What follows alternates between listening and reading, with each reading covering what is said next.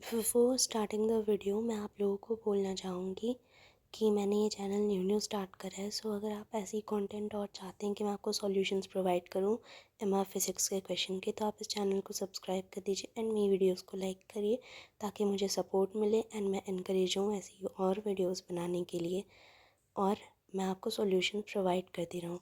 सो अभी मैं आपको सॉल्यूशन देने जा रही हूँ। ये है एमआर फिज़िक्स के थर्मल प्रॉपर्टीज़ ऑफ मैटर का क्वेश्चन नंबर 84। हम देख रहे हैं कि इसमें क्वेश्चन में दिया हुआ है 100 gram of iron nail is hit by a 1.5 kg hammer striking a velocity of 60 metre per second. What will be the rise in temperature of the nail if 1/4 of energy of hammer goes into heating the nail?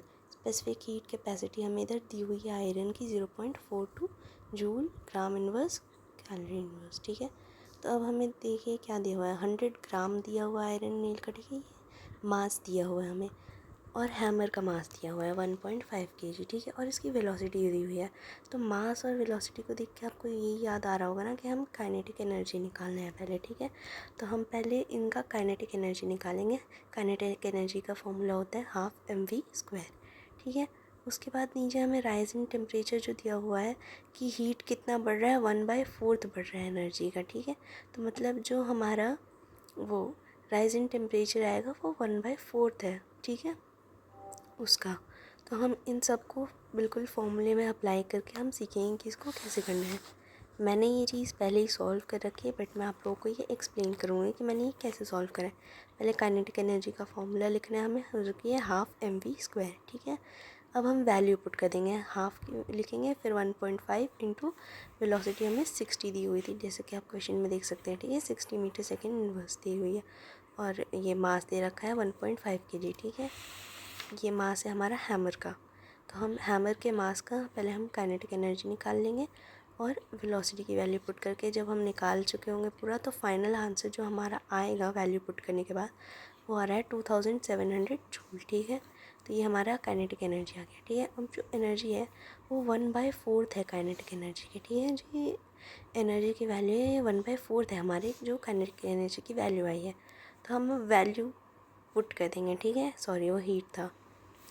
तो अब जब हम value put कर देते हैं तो इसका क्या आ रहा है फाइनल, वो 675 जूल आ रहा है। ठीक है, 675 जूल हमारा आ गया जब हमने वैल्यू पुट कर दी। उसके बाद हम अपना फॉर्मूला देखेंगे। हीट का फॉर्मूला क्या होता है हमारा, mc डेल्टा टी। ठीक है, डेल्टा टी T2 - T1 वाला।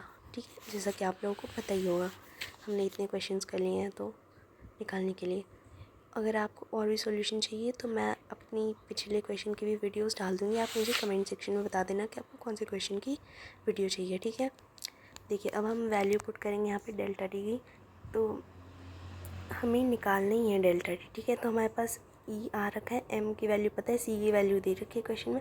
जब हम इन सारी वैल्यूज़ को पुट कर देंगे, ठीक है, जब हमने ये वैल्यूज़ पुट कर दी तो फाइनल आंसर हमारा आ जाएगा 675/42 करने के बाद 16.07 डिग्री सेल्सियस। ठीक है, ये है हमारा फाइनल आंसर और बुक में हमारा ये MCQ दे रखा है, हमें इसको टिक करना है, जो कि है सी ऑप्शन हमारा बुक में एमआर फिज़िक्स का नीट का क्वेश्चन है ये। ठीक है, बाय एमआर सर, इनकी बुक का ये क्वेश्चन है जिसका हमने अभी अभी सॉल्यूशन करा। आई होप आपको इसमें हेल्प मिली होगी। Thank you.